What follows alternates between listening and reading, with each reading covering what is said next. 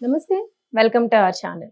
Senior journalist Damu Balaji గారు ఉన్నారు. వారితో మాట్లాడదాం. సార్ నమస్తే సార్. నమస్తే. సార్ ఈ మధ్య కాలంలో రాజకీయాల్లో పవన్ కళ్యాణ్ ఒక ప్లాన్‌తో వెళ్తున్నారు అనే వార్త వినిపిస్తుంది. దానికి ఇప్పుడు ఒక ఇన్సిడెంట్ తోడైంది సార్. ఏంటంటే నిన్న జరిగిన తిరుపతి ఇన్సిడెంట్‌లో పవన్ కళ్యాణ్ గారు 2 సార్లు పోలీసు వ్యవస్థని తప్పుపట్టారు.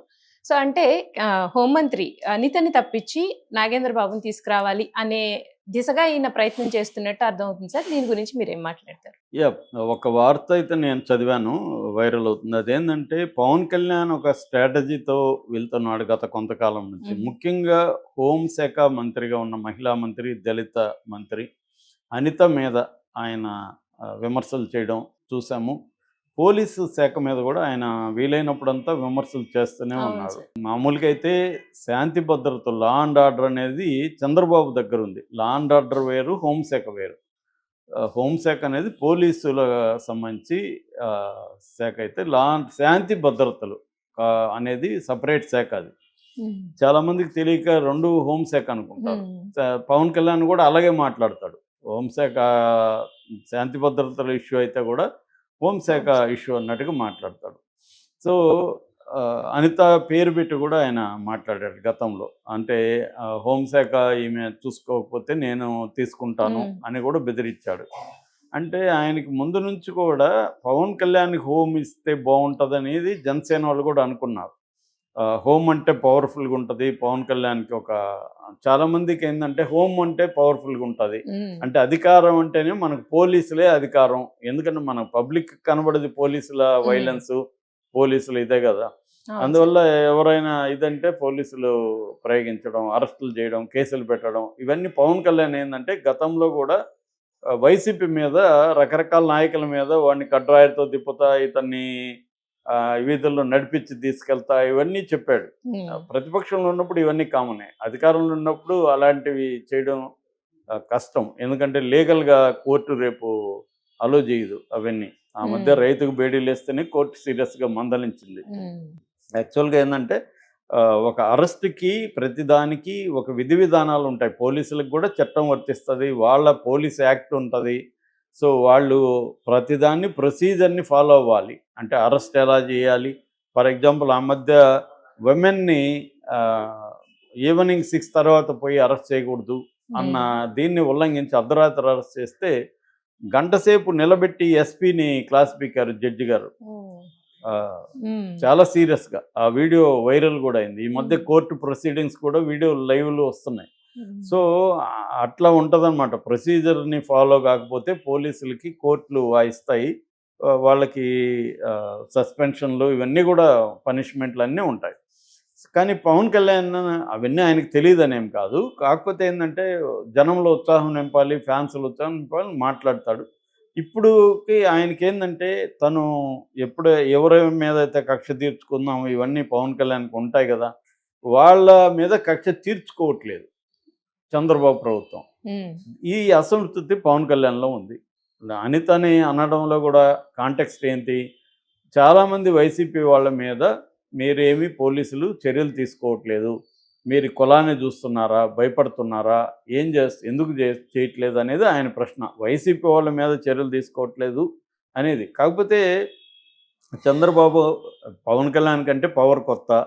పవర్‌ని ఎలా ఉపయోగించుకోవాలి? దీనివల్ల వచ్చే రిపర్కషన్స్ ఏంటి? షార్ట్ టర్మ్ రిపర్కషన్స్ ఏంటి? లాంగ్ టర్మ్ ఏంటి? ఇవన్నీ చంద్రబాబుకి ఆల్రెడీ ఎక్స్‌పీరియన్స్‌డ్. అవును సార్. ఆయనెప్పుడు లేట్ 70స్ నుంచి మంత్రిగా ఉన్నాడు. హ్మ్. సినిమాటోగ్రఫీ మంత్రిగా, తర్వాత సీఎం అయ్యాడు. ప్రతిపక్షంలో వెరీ సీనియర్ ముఖ్యమంత్రి, ముఖ్యమంత్రి. సీనియర్ పొలిటీషియన్ ఆయన. ఆయన అనేక వేలాది సంఘటనలు చూసుంటాడు, వినుంటాడు. అన్నీ దేశవ్యాప్తంగా ఆయనకి అండర్‌స్టాండింగ్ ఉంటది. కాబట్టి ఆయన ఏదన్నా నిర్ణయం తీసుకునేటప్పుడు అవన్నీ ఆయనకి మైండ్‌లో ఉంటాయి కాబట్టి, ఆ నిర్ణయం తీసుకోవాలా లేదా అనేది. చాలా సార్లు ఏం చేస్తారంటే ఇలాంటోళ్ళు నిర్ణయాలు తీసుకోవడం ఇబ్బంది అయినప్పుడు పోస్ట్‌పోన్ చేస్తుంటారు. పోస్ట్‌పోన్ చేస్తే ఆ సమస్య దాని పాటికి అది సర్దుమణుగు. మనకి ఈ విషయంలో పివి నరసింహారావు ఎక్స్‌పర్ట్ అనమాట. దేన్నైనా ఆయన పోస్ట్‌పోన్ హ్మ్. చేస్తుంటాడని సామెత ఉంది. కానీ ఆయన దేన్నైనా చేయడు. పోస్ట్‌పోన్ చేయాలనుకున్నవే చేస్తాడాయన. అదే. ఆయన హ్మ్. బయోగ్రఫీ నేను ఈ మధ్య చదివాను. హ్మ్. వినయ్ సీతపతి రాసిన 'ఆఫ్‌లయన్' అనేసి. 'ఆఫ్‌లయన్' అంటే నరసింహుడు. తెలుగులో గూడా వచ్చింది. అందులో వండర్‌ఫుల్‌గా ఆయన పని విధానం మీద మనకి చాలా హ్మ్. విషయాలు తెలుస్తాయి. హ్మ్. కానీ చంద్రబాబు కూడా అలాగే ఉంటుంది. ఆయన కూడా గతంలో అనేకం చెప్పుంటాడు కానీ అధికారంలోకి వచ్చినాక అనేక అంశాలు చూసుకోవాలి. కోర్టులుంటాయి, వ్యవస్థలుంటాయి. చూసుకొని వెళ్ళాలి. అది చంద్రబాబుకి ఆ బ్యాలెన్స్ ఆఫ్ మైండ్ మెచ్యూరిటీ ఉంటది. పవన్ కళ్యాణ్‌కో, లోకేష్‌కో అది ఉండకపోవచ్చు. ఎందుకంటే వీళ్ళు యంగ్ బ్లడ్ రివెంజ్ మోడ్‌లో ఉండాలి అనుకుంటారు. అలాగా జరగలేదన్న అసంతృప్తి ఉందనేది నంబర్ 1 అండి. అవును సార్. ఇప్పుడు కొత్తగా పవన్ కళ్యాణ్ గురించి వస్తున్న వార్త ఏందంటే, ఆయనకు ఒక హిడెన్ అజెండా ఉంది పవన్ కళ్యాణ్‌కి. అదేంటంటే హోంశాఖని తన అన్న నాగబాబుకి ఇప్పించాలి అనేది. కానీ అది అడిగితే ఇచ్చే పరిస్థితులు లేదు కాబట్టి ఆమె మీద విమర్శలు పెట్టి హోంశాఖ బాలేదు, ఆమె ఆర్గనైజ్ చేయలేకపోతుంది, కంట్రోల్ చేయలేకపోతుంది అని ఆమె మీద విమర్శలు పెట్టి ఆమెని పక్కకు తప్పించి ఆ శాఖని నాగబాబుకి ఇప్పించాలి అని ఒక అజెండా పవన్ కళ్యాణ్కి ఉందేమో, ఉందా లేదో మనకు తెలియదు కదా, ఆయన మైండ్లో ఏముందో.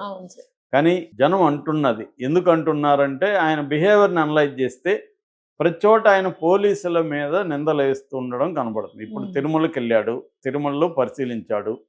తిరుమలలో ఎవరో ఇప్పుడు జనం చెప్తారు 10 మంది కూడా పోలీసులు వేస్తారని, వాళ్ళ పాయింట్ ఆఫ్ వ్యూలో వాళ్ళు చెప్తారు. నువ్వేం చేయాలి, పోలీసుల వైపు నుంచి ఇటు అడ్మినిస్ట్రేషన్ నుంచి నివేదికలు తెప్పించుకోవాలి. ఆ పని ఆల్రెడీ చంద్రబాబు చేస్తున్నారు. చంద్రబాబు ఏం చేశాడు, అందరితో దానికి సంబంధించిన అధికారులతో మాట్లాడారు, ఈఓతో కూర్చున్నారు, చైర్మన్తో కూర్చున్నారు, నివేదిక కూడా తెప్పించుకున్నారు. నివేదిక తెప్పించుకొని వాళ్ళు ఇదేమన్నా చూశారు, ఈయన భక్తులతో మాట్లాడారు. అంటే సమగ్రంగా దాంట్లో ఈ ఇష్యూలో ఉన్న స్టేక్ హోల్డర్స్ అందరితో చంద్రబాబు మాట్లాడు. That is the holistic perspective ఎవరైనా చేయాల్సింది. ఎందుకంటే ఆయన క్రైసిస్ మేనేజ్మెంట్ అనేది కొట్టిన పిండి చంద్రబాబు. పెద్ద పెద్ద క్రైసిస్ని మేనేజ్ చేసిన వ్యక్తి. హుదూద్ తుఫాన్ కావచ్చు, మొన్న ఇక్కడ జరిగింది కావచ్చు, అవన్నీ ఆయన చేశాడు. కాబట్టి ఆయనకి క్రైసిస్ మేనేజ్మెంట్ ఎలా ఉంటుంది, డిజాస్టర్ మేనేజ్ ఎలా ఉంటుందో చంద్రబాబు తెలిసినట్టుగా ఏ రాజకీయ నాయకుడికి తెలియదు. అలాగే జరగగానే ఆయన వెళ్ళిపోయి సమగ్రంగా చేసి ఆయన ఇమ్మీడియట్ చర్యలు కొన్ని తీసుకున్నారు. అంటే కొంతమందిని బదిలీ చేశారు, ఎస్పీని, ఆ తర్వాత అక్కడ విజిలెన్స్ అధికారి, తర్వాత అక్కడున్న జాయింట్ ఈఓ గౌతమి వీళ్ళందరి మీద ఆయన ట్రాన్స్ఫర్ చేశాడు. అట్లాగే ఒక ఇద్దరి మీద, అంటే గోశాల డైరెక్టర్ మీద హరినాథరెడ్డి మీద, తర్వాత రమణ కుమార్ డిఎస్పీని, వాళ్ళిద్దరిని సస్పెండ్ చేశాడు. అట్లాగే బాధితులకు సంబంధించి బాధితులకి చనిపోయిన వాళ్ళకి 6 మందికి 25 లక్షలు ఇచ్చాడు. ఒక 33 మంది, ఇద్దరికి 5 లక్షలు, తీవ్రంగా గాయపడిన ఇద్దరికి 5 లక్షలు ఇచ్చాడు. 33 మందికి స్వల్ప గాయాలతో ఉన్న వాళ్ళకి 2 లక్షలు ఇచ్చారు. తర్వాత వీళ్ళందరికీ కూడా ఫ్రీగా ఈ వైకుంఠ ద్వార దర్శనం చేయించడానికి ఆయన పురమాయించాడు. ఇలాగా ఆయన అంటే ఇమీడియట్ ఒకటి జరిగిన తర్వాత ఏమేం చేయాలి అనేది పర్ఫెక్ట్గా చంద్రబాబు చేశాడు.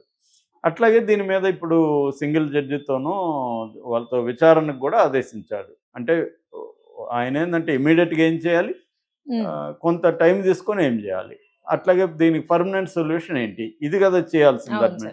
అది పర్ఫెక్ట్గా చంద్రబాబు చేస్తున్నాడు. కానీ ఈయన వచ్చేసరికి పవన్ కళ్యాణ్ దీన్ని కూడా తన అజెండాలోకి తీసుకొస్తున్నట్టుగా కనబడుతుంది.